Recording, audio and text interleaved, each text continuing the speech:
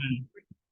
हमने लास्ट ये पढ़ा था लॉज एंड रेगुलेशंस का, कि भाई जो हमारा क्लाइंट है, क्लाइंट जो बिजनेस कर रहा है, उसके लिए हमारी गवर्नमेंट ने जो है वो कुछ कानून बना रखे होंगे, कुछ लॉज फ्रेम कर रखे होंगे, कोई रेगुलेटरी बॉडी होगी तो उसने भी अपने कुछ रेगुलेशंस एंड रूल्स बनाए होंगे। तो क्या ड्यूरिंग दी ऑडिट हमारी कोई जिम्मेदारी ये देखने की होती है, हमारी कोई रिस्पॉन्सिबिलिटी ये देखने की होती है कि भाई मेरा क्लाइंट जो है वो लॉस की कंप्लाइंस कर रहा है या नहीं कर रहा है ना? तो हमने ये देखा कि यस, इसकी भी रिस्पॉन्सिबिलिटी है, बट हमें सब तरह के लॉज की कंप्लाइंस हमारा क्लाइंट कर रहा है नहीं कर रहा है ये नहीं देखना, हमें बस ये देखना है कि वो लॉज जिनका स्पेसिफिकली जो इम्पैक्ट है वो फाइनेंशियल स्टेटमेंट पे, जैसे कि टैक्सेशन लॉस की अगर अपन बात करें, तो टैक्सेशन लॉस का इम्पैक्ट आपका जो है वो आपके फाइनेंशियल स्टेटमेंट्स पे होता है। भाई अगर आप टैक्स का, इनकम टैक्स रिटर्न्स का आप जो है कंपनी के या जीएसटी के रिटर्न्स जो है वो अगर टाइमली फाइल नहीं करते हो, उसमें कोई गड़बड़ झोला है आपका, तो फिर उस केस में क्योंकि उसका इम्पैक्ट क्योंकि फाइनेंशियल स्टेटमेंट पे आएगा ना, तो उसकी कंप्लाइंस वो कर रहा है नहीं कर रहा, वो एक ऑडिटर को जो है वो यहाँ पर ऑडिट करना पड़ेगा। ठीक है?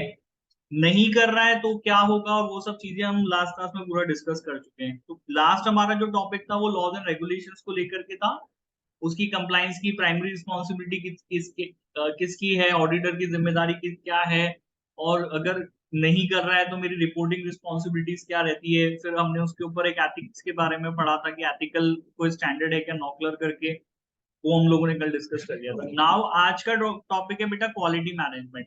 अच्छा, ये quality management, word quality means क्या होता है? अच्छा होता है, बुरा होता है? अच्छी क्वालिटी मींस क्या काम है? अच्छा काम हो गया क्वालिटी, मतलब अगर अच्छी है तो। और बुरी क्वालिटी है तो मतलब क्या काम हो गया? काम अच्छे से नहीं किया गया, यही बात है, सिंपल सी। ये सबको पता यस है सर। क्वालिटी वर्ड का मतलब क्या है। हम क्या चाहते हैं कि जब हमारे लिए कोई काम करे तो अच्छी क्वालिटी का काम करे, बुरी क्वालिटी का काम करे, कैसा काम करे? ये सोचिए। अच्छी क्वालिटी।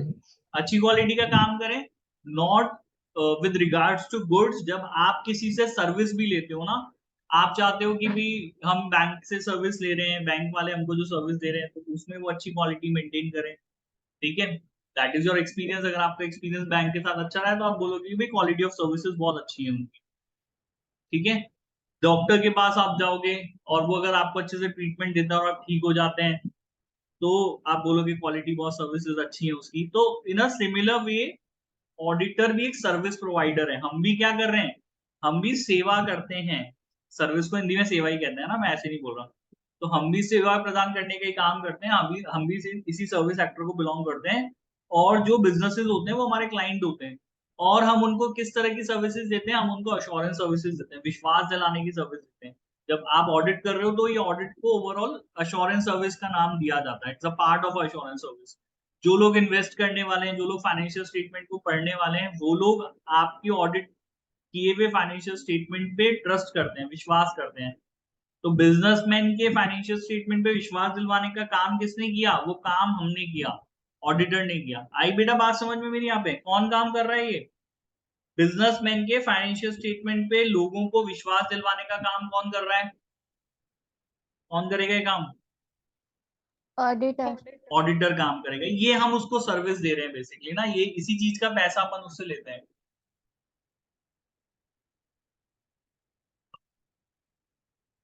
हमारा जो क्लाइंट है वो हमें इसी चीज का पैसा दे रहा है कि भैया आप ऑडिट करो और लोगों को विश्वास दिलाओ कि हमारा फाइनेंशियल स्टेटमेंट सही बने। अब अगर हमने लोगों को गलत विश्वास दिला दिया तो हमारी सर्विस हो जाएगी बेटा खराब। और वो कब होगा? जब फाइनेंशियल स्टेटमेंट मटीरियली मिसस्टेटेड है। जब हम रिस्क की बात करते हैं, रिस्क और मटीरियल मिसस्टेटमेंट की बात करते हैं, जब फाइनेंशियल स्टेटमेंट मटीरियली मिसस्टेटेड है और ऑडिटर कह रहा है, ऑडिटर का ओपिनियन जो है वो गलत ओपिनियन उसने दे दिया, वो उसने बोला कि नहीं भाई जो फाइनेंशियल स्टेटमेंट है वो ट्रू एंड फेयर व्यू का जो है वो एग्जीबिशन करते हैं, when they are materially misstated, तो आपकी क्वालिटी खराब हो गई, आपने सर्विस अच्छी प्रोवाइड नहीं करी है। तो we don't want that an auditor give an inappropriate opinion when the financial statements are materially misstated। अब इसके लिए किया क्या जाएगा? आप अपना काम कीजिए, लेकिन आपके काम का भी क्वालिटी मैनेजमेंट जो है वो होना चाहिए। देखो, मैनेजमेंट हर जगह जरूरी होता है।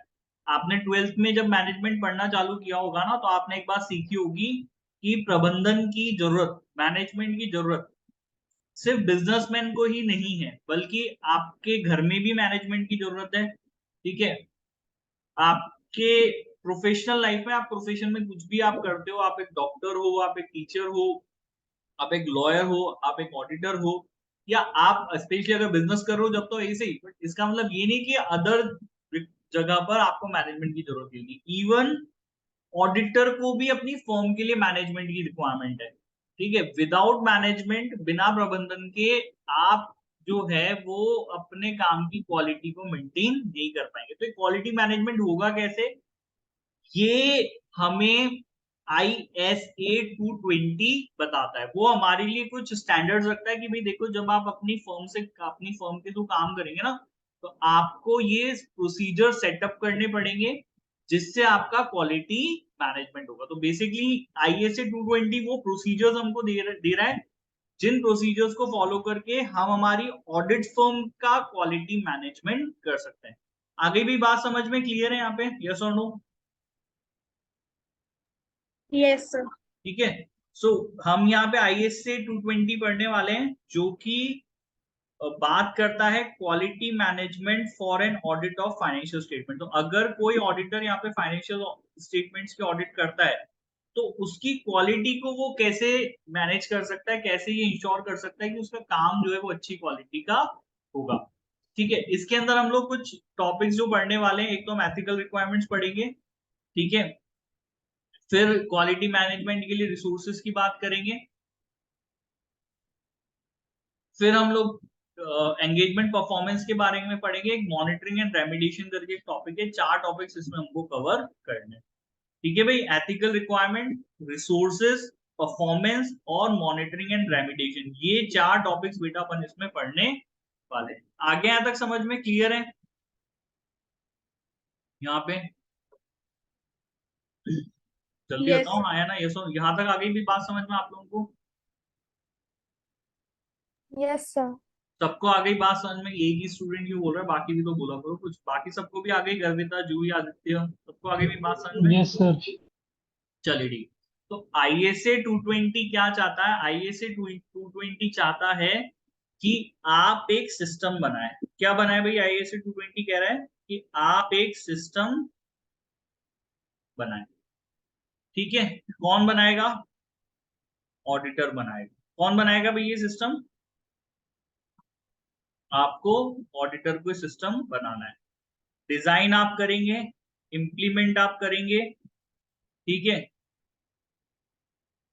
ऑपरेट आप करेंगे। एक सिस्टम आपको डिजाइन करना है बेटा, इंप्लीमेंट करना है, ऑपरेट करना है। ठीक है, of system of quality management. तो ये सिस्टम करेगा क्या? ये सिस्टम आपके क्वालिटी मैनेजमेंट का काम करेगा। क्या करेगा भाई? ये सिस्टम आपके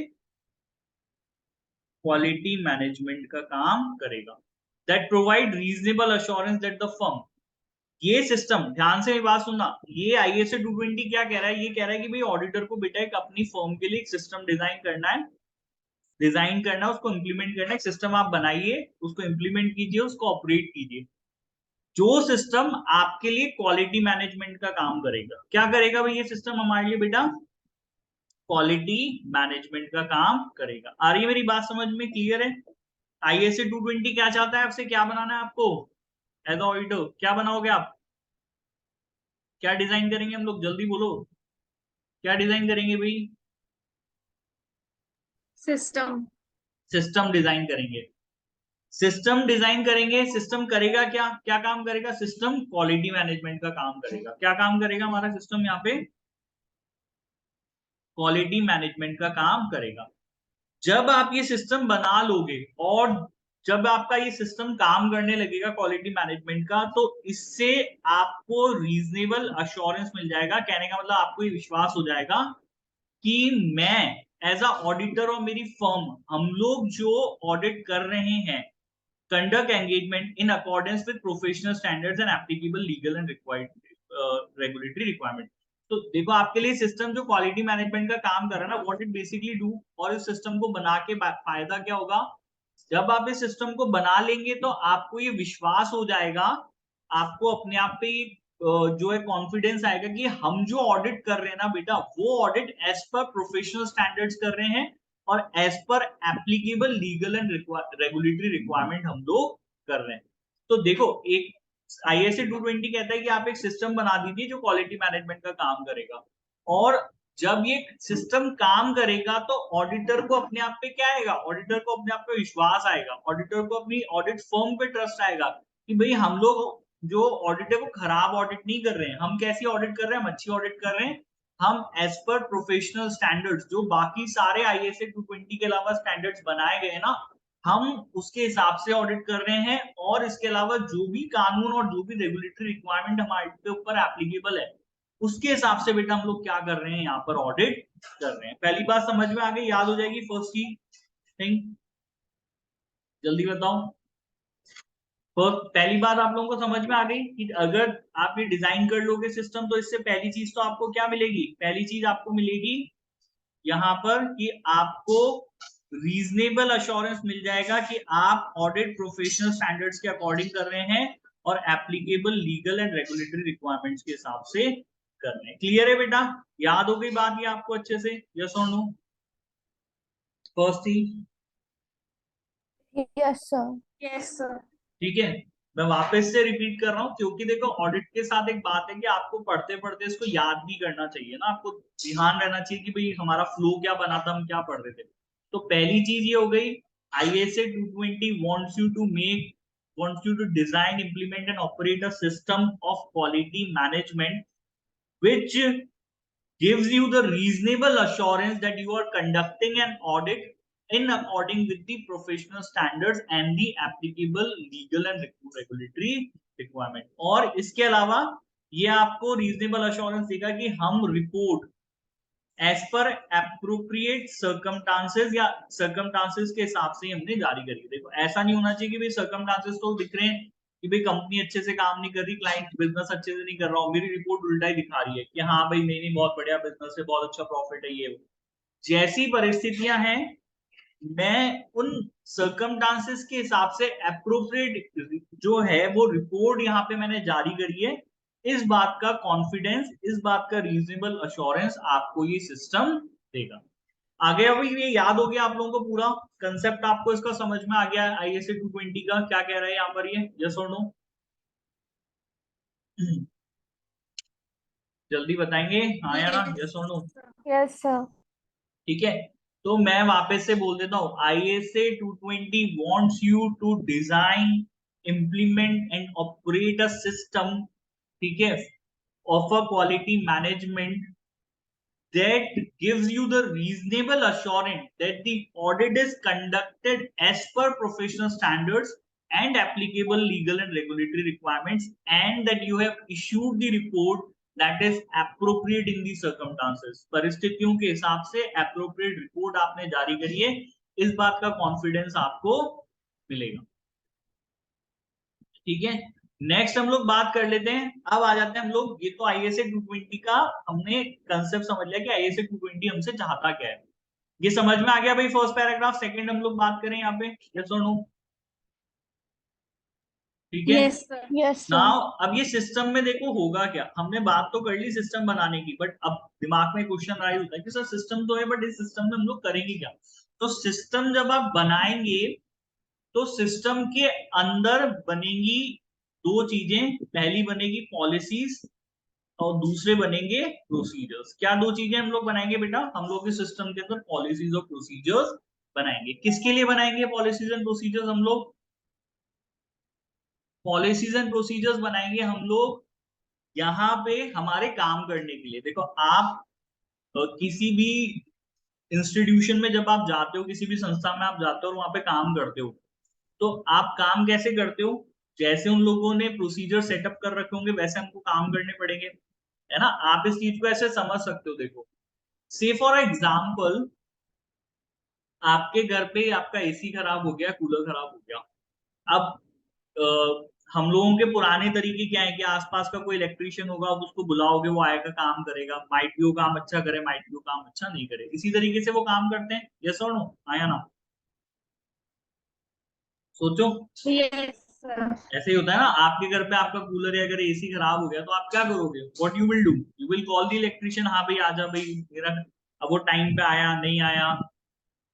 अब आजकल क्या नया कंसेप्ट चल गया, if you are living in a metro city, तो आप देखोगे वहां पे एक अर्बन करके वो ऐप है, यूज किया आपने वो? क्या नाम है उस ऐप का? अर्बन करके कुछ एक ऐप है ना? अर्बन क्लैप करके एक ऐप है, सुना है नाम? या सुनो? Yes sir. ठीक है, तो अब अगर आप मेट्रो सिटीज में हो तो अब वो बेचारे जो लोग पहले मेरे आस पड़ोस में इलेक्ट्रिशियन वगैरह हुआ करते थे, एक तो मेरे पास वो ऑप्शन है, लेकिन अब उसके साथ दिक्कत है, वो कभी फोन करो तो आते नहीं है, ये सारी डिफिकल्टी होती है। तो now I do have a company, एक अर्बन लैब करके कॉर्पोरेट है, तो मैं उनकी ऐप पे जाके भाई मेरा एसी खराब हो गया है, तो वो आते हैं, तो वो उनका बड़ा एक पॉलिसी है, उनका अपना प्रोसीजर है कि भाई उनका आपके यहाँ पर आएगा तो वो आपको पहले फोन करेगा, मेक श्योर करेगा आपने जो टाइम दिया है वो उसी टाइम पे आएगा, काम करेगा, फिर आपका फीडबैक पूरा वो आपसे लेगा कि भाई आपने काम कैसा किया है, देन यू हैव टू पे। और पे भी आपको किसको करना है, उसको डायरेक्टली करने की जरूरत नहीं है, आप अर्बन क्लैप पे पेमेंट कर दीजिए, ये सब चीजें होती है। होता है भाई, उसके अलावा आपको वो गारंटी भी देते हैं कि भाई अगर हमारी सर्विस के बाद आपकी कोई दिक्कत हो रही है तो आप 2 महीने के अंदर आप वापस से कंप्लेंट ड्रॉप कर सकते हैं, हम आपका फ्री ऑफ कॉस्ट कर देंगे। तो due to this procedure and the policy the urban club has set up for their services. आप बोलोगे यार नहीं भी अर्बन क्लैब का काम बहुत अच्छा है, आप बोलोगे यस और नो, हाँ या ना? यस और नो? Yes sir. यस ठीक है, सर। और जबकि जो हमारे यहाँ पे पुराने इलेक्ट्रिशियंस आते हैं वो इतना कुछ नहीं करेंगे, वो आएंगे एक तो एक बार में तो आएंगे नहीं, प्लम्बर वम्बर उनको 4-5 बार फोन करो, 10-12 दिन बुलाओ, तब जाके तो वो आएंगे, फिर काम करते हैं, फिर कई बार काम पूरा करके आते हैं, तो आप जो है उनकी सर्विसेज से संतुष्ट नहीं होते। So that is the difference between दो ऑडिटर्स के बीच में, ऐसा फर्क हो सकता है, एक जिन्होंने सिस्टम ऑफ क्वालिटी बना रखा है, जिन्होंने नहीं बनाया है। अगर आप बनाओगे तो जैसे अर्बन क्लैप ने अपने काम करने वाले कर्मचारियों के लिए, एम्प्लॉयज के लिए पॉलिसीज एंड प्रोसीजर सेट करे ना बेटा, इन अ सिमिलर वे इसी तरीके से आप अपनी ऑडिट फर्म में आपके साथ जो एसोसिएट्स काम कर रहे हैं, जो जूनियर्स काम कर रहे हैं, आप उन लोगों के लिए काम करने के लिए क्या सेटअप करेंगे, पॉलिसीज एंड प्रोसीजर सेटअप करेंगे कि भाई देखो तुम अब XYZ ऑडिट फर्म में आ गए हो and I own this firm, यहाँ मेरा नाम जुड़ा हुआ है, यहाँ मेरी रेपुटेशन जुड़ी हुई है, तो अगर XYZ ऑडिट फर्म के नाम से तुम कहीं पे ऑडिट करने जा रहे हो, ये मैं किससे कह रहा हूँ, ये मैं मेरे अंडर जो मेरे साथ में एसोसिएट्स काम कर रहे हैं, मेरे जूनियर्स जो काम कर रहे हैं, मैं उनके लिए उनको बोल रहा हूँ कि भाई अगर तुम मेरे नाम से कहीं जाओगे ऑडिट करने के लिए, तो these policies and procedure you you are required to follow those policies and procedures, है ना?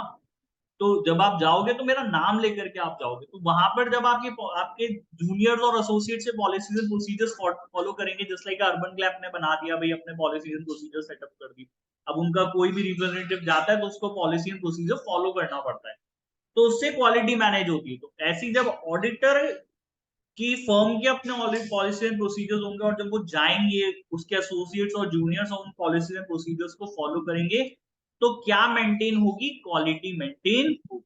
आई बात समझ में बेटा यहाँ पे? यस और नो? Yes sir. तो जब इन पॉलिसीज एंड प्रोसीजर्स को फॉलो किया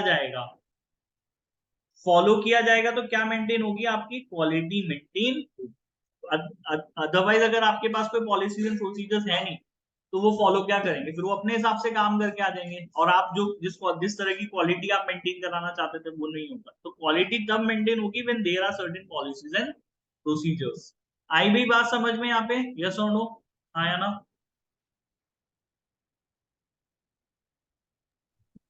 यस। आ गया सबको समझ में? गर्विता, निधि, पूर्वा और कौन कौन है क्लास में आज? Yes sir. ठीक है, वैदिक। नाउ दी, अब यहाँ पे हम लोगों को पॉलिसी एंड प्रोसीजर्स बता तो दी कि भी पॉलिसीज एंड प्रोसीजर्स होने किस चीज के लिए? पॉलिसीज एंड प्रोसीजर्स हमारे पास होने चाहिए बेटा, एक हमारे पास लीडरशिप के लिए, लीडरशिप, मेरी ऑडिट फर्म है, मैं लीडर हूं मेरी ऑडिट फर्म का, तो मेरी रिस्पॉन्सिबिलिटीज क्या होंगी, कैसे मैं क्वालिटी ऑफ ऑडिट मेंटेन करूंगा, मैं इस चीज के लिए पॉलिसी सेटअप करूंगा, प्रोसीजर सेटअप करूंगा।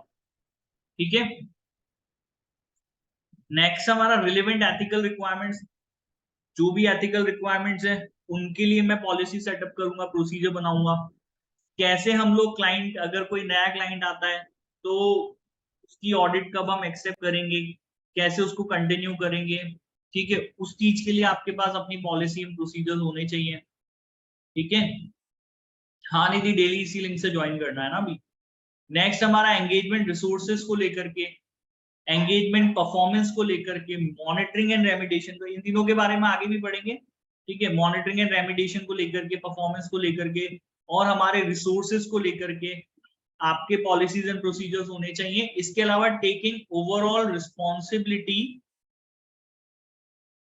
For managing and achieving quality. तो देखो, मेरी ऑडिट फर्म काम कैसे करती है ना, इसकी पूरी जिम्मेदारी किसकी होगी? चाहे भले तुम मेरे जूनियर हो, तुम क्लाइंट के पास चले गए और तुमने कोई गलती कर दी, तो अल्टीमेटली अकाउंटेबिलिटी किसकी है? ओवरऑल मेरी अकाउंटेबिलिटी, तुम्हारी अकाउंटेबिलिटी है। अल्टीमेटली गाली किसको पड़ेगी? तुमको पड़ेगी, मुझे पड़ेगी? वो ये बताओ, क्लाइंट किसके ऊपर जो है वो गुस्सा निकालेगा? तो तुम्हारे ऊपर गुस्सा नहीं निकालेगा, अल्टीमेटली उसके लिए तो जिम्मेदार मैं हूं, उसने तो ऑडिट मेरे को दी है। तो मुझे ये पॉलिसी बनानी पड़ेगी कि भाई क्वालिटी की अल्टीमेट रिस्पॉन्सिबिलिटी, ओवरऑल रिस्पॉन्सिबिलिटी वो जो है वो किसकी रहेगी? वो आपके, जो हमारा ऑडिटिंग पार्टनर जो है आपका, वो उसकी रहेगी। आगे भी बात समझ में यहाँ पे? यस और नो? जल्दी Yes, बताइए, sir. आगे पॉइंट समझ में आया ना? Yes, sir. And the last one is the documentation. कैसे हम लोग हमारी ऑडिट का डॉक्यूमेंटेशन करेंगे, इन चीजों को लेकर के आपका पॉलिसी एंड प्रोसीजर सेटअप होना चाहिए। आ गया भाई समझ में? क्लियर है यहाँ तक? यस और नो? मैं एक बार वापस से बताता हूँ क्या क्या चीजें पढ़ ली हमने। पढ़ लिया ISA 220 which requires an audit firm to design implement the system. जो सिस्टम क्या काम करेगा? जो सिस्टम आपका क्वालिटी मैनेजमेंट का काम करेगा। और इस सिस्टम बनने की वजह से ऑडिटर को ये विश्वास होता है, रीजनेबल अश्योरेंस मिलता है कि उसने ऑडिट किस तरीके से करी है। उसने ऑडिट करी है as per the professional standards and as per the applicable laws and regulatory framework. इस चीज का उसको विश्वास होता है कि हाँ भी मैंने काम जो है एज पर प्रोफेशनल स्टैंडर्ड्स किया है, लॉ के हिसाब से किया है। एंड जो रिपोर्ट वो जारी करने जा रहा है, इश्यू करने जा रहा है, वो परिस्थितियों में, वो सर्कमस्टांसेस में एप्रोप्रिएट होगी। ये काम हम करेंगे कैसे? We will do this by establishing the policies and procedures, जो हमारे साथ के लोग फॉलो करेंगे, हमारे जूनियर्स, हमारे बराबर के लोग। और जब हम पॉलिसी एंड प्रोसीजर बनाएंगे तो हम इन चीजों को लेकर के पॉलिसी एंड प्रोसीजर बनाएंगे।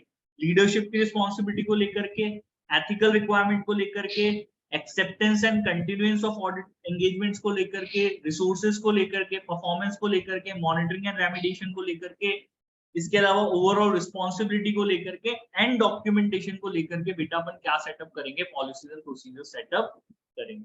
आ गया भाई समझ में? क्लियर है यहाँ पे, यहाँ तक? यस और no? Yes, sir. Yes, sir. ठीक है, और अब आ जाते हैं हम लोग रिलेवेंट। अब इन्होंने और थोड़ा सा डिटेल में बात करी कि रिलेवेंट एथिकल रिक्वायरमेंट आपके, जब इसको लेकर के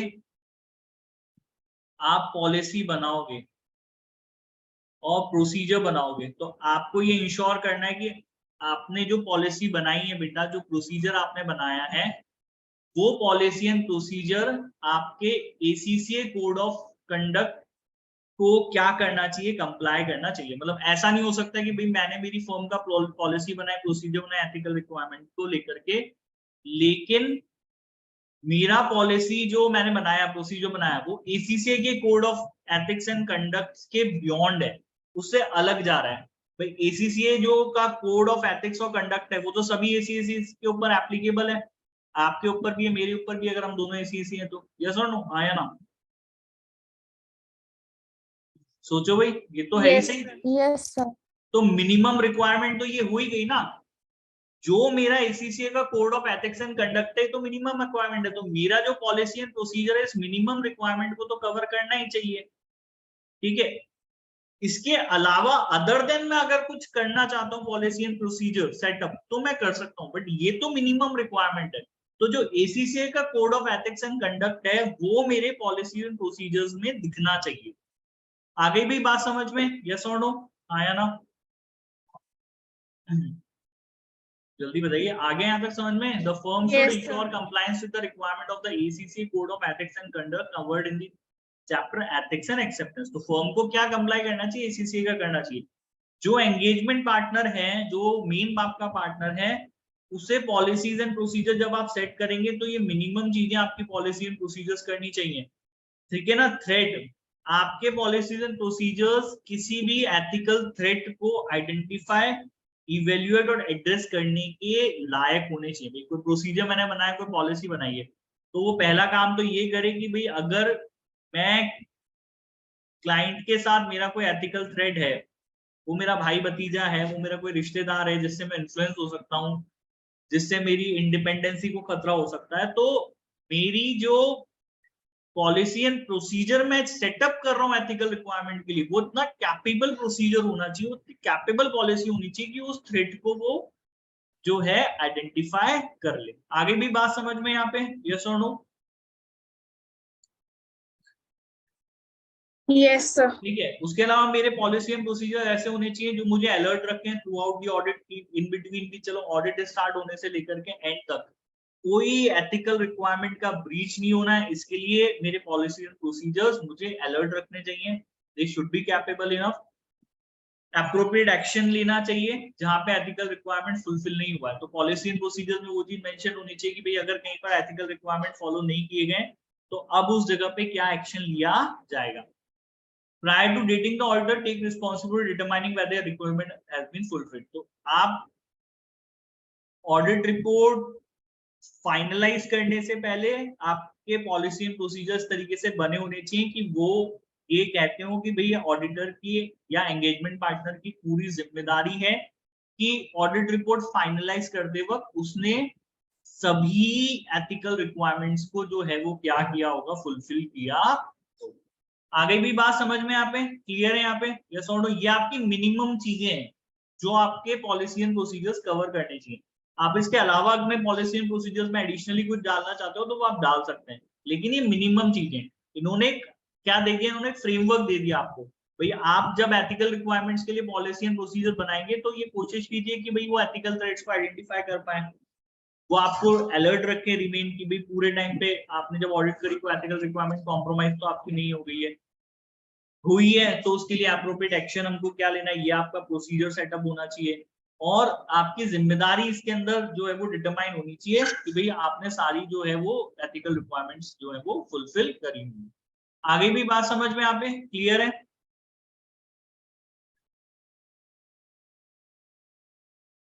यस सर। नेक्स्ट हमारा पॉलिसी एंड प्रोसीजर होना चाहिए एंगेजमेंट रिसोर्सेज को लेकर। तो फर्म के पास पॉलिसी और प्रोसीजर इस चीज को लेकर के होना चाहिए कि भाई मैं अगर किसी की ऑडिट करूंगा तो मेरे पास सफिशिएंट और एप्रोप्रिएट रिसोर्सेज हो। क्या इंश्योर कर, मतलब मेरे पॉलिसी, कोई आपके पास क्लाइंट आया, बड़ा क्लाइंट आ गया, तो आपके पास कोई प्रोसीजर ही नहीं है डिटरमाइन करने के लिए कि इसका काम करने के लिए कितने लोग लगेंगे। ये पता करने के लिए कोई सिस्टम होना चाहिए, नहीं होना चाहिए? कोई प्रोसीजर होना चाहिए, नहीं होना चाहिए कि भाई कितने लोग लगेंगे काम करने के लिए? सोचिए, जल्दी बताओ। आपके पास अगर क्लाइंट है तो आप ये कैसे पता करोगे? तो बस ये चीज यही चाह रहे हैं आपसे कि भाई देखो, भाई क्लाइंट आया ना तो पैसा मिल रहा है ये देख के पागल मत हो जाओ कि अरे क्लाइंट आ गया पैसा मिलेगा। आप क्वालिटी मैनेजमेंट की हम बात कर रहे हैं और हम चाहते हैं कि ऑडिट को जो है वो हम कंक्लूड करें तो एक अच्छी क्वालिटी के साथ उसको एंड करें, ठीक है, ताकि लोगों का भी विश्वास हम पे बना रहे और कल को कोई लीगल एक्शन ऑडिटर के अगेंस्ट में भी नहीं है। तो क्वालिटी मेंटेन हमको करनी है। तो जब कोई ऑडिट आप स्टार्ट करेंगे तो it is very much required कि ये मेक श्योर किया जाए कि भाई जो रिसोर्सेज मुझे उस ऑडिट को कंक्लूड करने में चाहिए वो रिसोर्सेज मेरे पास हैं और मैंने उनको एम्प्लॉय करा है, ठीक है। तो एंगेजमेंट, तो आप इस चीज के लिए पॉलिसी एंड प्रोसीजर बेटा सेटअप कीजिए कि भाई जब हम कोई ऑडिट करेंगे तो वी विल मेक श्योर हमारे पास प्रोसीजर्स हैं, हमारे पास पॉलिसी है जो ये मेक श्योर करेगी कि हमने appropriate and sufficient resources assign किए हैं। रिसोर्सेज में बोला तीन चीजें आ जाती हैं, एक आपका ह्यूमन रिसोर्स आता है, टेक्नोलॉजी रिसोर्स आता है, इंटेलेक्चुअल रिसोर्स आ जाता है। ह्यूमन रिसोर्स तो मतलब आपके पास लेबर सफिशिएंट है, आपके अलावा और कितने लोग हैं आपकी टीम में काम करने के लिए, टेक्नोलॉजिकल रिसोर्स, क्योंकि ऑडिट देखो अब आजकल सिर्फ और सिर्फ ह्यूमन से नहीं होती है, आपको आपके पास ऑडिटिंग के सॉफ्टवेयर भी होते हैं और भी दूसरी टेक्नोलॉजी है, तो वो यूज हमको लेनी पड़ती है। क्या वो एप्रोप्रिएट एंड सफिशिएंट टेक्नोलॉजी आपके पास है अवेलेबल, या खरीदनी पड़ेगी, उस पर भी कुछ इन्वेस्टमेंट करना पड़ेगा। And the intellectual resources, intellectual resources का मतलब क्या होता है, इंटेलेक्चुअल मतलब समझते हो क्या होता है, पेटेंट ट्रेडमार्क। Patent trademark. तो अगर इस तरह के किसी रिसोर्स की जरूरत आपको है तो वो सारे रिसोर्सेज आपके पास काम करने के लिए है। ठीक है, ये मैंने समझा दिया, इसको रीड कर लेते हैं। तो एंगेजमेंट टीम आपकी क्या है, आपके साथ कितने लोग हैं, एक्सटर्नल एक्सपर्ट हैं, इंटरनल ऑडिटर्स हैं जो आपको डायरेक्ट असिस्टेंट करेंगे, कितने कैपेबल हैं वो लोग काम करने के लिए, ये आपको देखना रहेगा। ठीक है, तो जब आप ये देखेंगे तो इसमें उनकी कॉम्पिटेंसी एंड कैपेबिलिटी आती है। भाई ह्यूमन में तो हम यही चीजें देते हैं, देखते हैं उनका प्रैक्टिकल एक्सपीरियंस कितना है, कितना वो प्रोफेशनल स्टैंडर्ड्स को समझते हैं, अकाउंटिंग एंड ऑडिट में इनकी एक्सपर्टीज कितनी है, आईटी और ऑटोमेटेड टीम्स को लेकर के कितने एक्सपर्ट हैं, कितना समझते हैं, लिमिट इंडस्ट्री को लेकर के बेटा कितना नॉलेज इनके पास है, प्रोफेशनल स्केप्टिज्म अप्लाई करने की, एक्सरसाइज करने की एबिलिटी इनके पास कितनी है, पॉलिसी फर्म के पॉलिसीज एंड प्रोसीजर्स को कितने अच्छे समझते हैं। तो ये सब चीजें आपको अपना ह्यूमन रिसोर्स डिटरमाइन करते वक्त देखना पड़ेगा।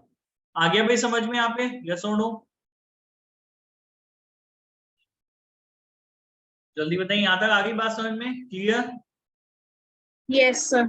ठीक है, Yes, तो sir. अब ये क्या कहते हैं कि भाई इस चीज के लिए पॉलिसी एंड प्रोसीजर होना चाहिए, और आपके पॉलिसी एंड प्रोसीजर्स में ये सब चीजें आप लोग मेंशन करके रखेंगे कि कैसे हम लोग ह्यूमन रिसोर्स का पता लगाएंगे कि भाई कितना ह्यूमन रिसोर्स चाहिए, क्या क्वालिटी का ह्यूमन रिसोर्स चाहिए, वो सब चीजें। नेक्स्ट ये कहते हैं कि अगर if insufficient resources are made available, अगर आपके पास इनसफिशिएंट रिसोर्सेज हैं, then your policy and procedure must provide the certain things. अगर मान लीजिए मेरे पास लेबर नहीं है काम करने के लिए, जरूरत तो 100 लोगों की थी, अवेलेबल 75 ही है, ठीक है ना, तो अब क्या करेंगे आप लोग, तो आपके प्रोसीजर में ये चीज मेंशन होनी चाहिए कि हम लोग ऑडिट अप्रोच को चेंज करेंगे, arrange an extension to the reporting deadline. अब मान लो कि भाई 100 लोग लगते हैं डेडलाइन पे काम करने के लिए, अब 100 लोग तो है नहीं, तो कैसे काम होगा ये चीज ना। तो हम लोग आप लोग के पॉलिसी एंड प्रोसीजर में ये चीज होना चाहिए कि भाई हम डेडलाइन को एक्सटेंड करने की बात हम लोग करें, अरेंज करने की बात करें। ठीक है, डिफरेंसेस ऑफ ओपिनियन, अगर मान लीजिए आपसी मतभेद कुछ है तो उनको सॉल्व कैसे किया जाए, और अगर है तो आपके प्रोसीजर्स ये प्रोवाइड करने चाहिए कि भाई अल्टीमेटली अगर आप नहीं आप ऑडिट करते तो आपको विड्रॉ भी करना पड़े, तो आप उसमें क्या कीजिए, विड्रॉ कीजिए। आगे भी बात समझ में क्लियर है यहाँ तक, यस और नो? यहाँ तक क्लियर हो गया, समझ में आ गया ह्यूमन रिसोर्सेज तक का टॉपिक? Yes, Yes, sir. ठीक है। नेक्स्ट है टेक्नोलॉजिकल रिसोर्सेज, जो मैंने आपको बताया कि भाई देखो काम करने के लिए टेक्नोलॉजी की जरूरत होती है आजकल, तो there are certain automated tools and techniques which are available in the market to conduct your audit. So if it is required कि भाई वो टेक्नोलॉजी आपके पास होनी चाहिए तभी आप ऑडिट कर पाओगे, तो मेक श्योर कि वो टेक्नोलॉजीज और आपके पास टूल्स हो। ठीक है, इंटेलेक्चुअल रिसोर्सेज, जैसे कि ऑडिट करने की कोई मैथडोलॉजी है, इम्प्लीमेंटेशन टूल है, audit guides and templates and checklist है, तो बहुत सारे ऐसे इंटेलेक्चुअल रिसोर्सेज होते हैं जिनकी आपको जरूरत पड़ती है। ठीक है, कोई ऑडिट करने की मैथडोलॉजी है विच इज पेटेंटेड, तो वो अब आप कैसे यूज में लोगे, तो आपको उसका पेटेंट मांगना पड़ेगा कि ये ऑडिट करने का तरीका आप हमको अलाउ कीजिए, तभी तो हम कर पाएंगे उस काम को। तो अगर कोई क्लाइंट आपको मिल गया जहां पे वही पर्टिकुलर ऑडिट मैथडोलॉजी की जरूरत आपको पड़ रही है जो कि किसी के द्वारा पेटेंट कराई गई है, तो आपको उसके बाद जाना पड़ेगा, आपको उससे इंटेलेक्चुअल राइट पेटेंट यूज करने का राइट मांगना पड़ेगा, लाइसेंस मांगना पड़ेगा, तब आप वो काम कर पाएंगे। तो ये देखिए कि अगर कहीं किसी इंटेलेक्चुअल प्रॉपर्टी की जरूरत मेरे को इस ऑडिट कंक्लूड करने में चाहिए, तो क्या वो इंटेलेक्चुअल प्रॉपर्टी को यूज करने के अधिकार मेरे पास है या नहीं है। ये सारे रिसोर्सेज बेटा जब आपके पास है तभी आप ऑडिट करेंगे, अदरवाइज आप ऑडिट नहीं कर पाएंगे। आया समझ में? तो ये चाहते हैं कि ये पॉलिसी एंड प्रोसीजर्स आप लोग सेटअप करें ताकि आपको ये पता चले कि आप इस ऑडिट को कर पाएंगे या नहीं कर पाएंगे। आ गया भाई समझ में, क्लियर है यहाँ तक, यस और नो? आया ना? Yes, sir. ठीक है, इसको आज यही कंक्लूड कर रहे हैं, कल हम लोग इसको फर्दर फिर आगे बढ़ेंगे ना, एंगेजमेंट परफॉर्मेंस के आगे से, यहां से हम लोग कल पढ़ना चालू करेंगे। ठीक है, ऊपर तक का बेटा समझ में आया? पूर्वा, गर्विता, जूही, निधि, वैदिक, समझ में आया आपको यहाँ तक का? Yes sir. कोई Yes, डाउट sir. आज की क्लास में आप लोगों को हो तो बताइए। ये चैप्टर कितना लंबा और चलेगा? ये खत्म है, ये एंड है चैप्टर, ये कल या परसों में खत्म हो जाएगा चैप्टर, कुछ बचा नहीं है ना। ठीक है। ठीक है ना, चलिए फिर क्लास को खत्म करें यहाँ पे। Bye, good night.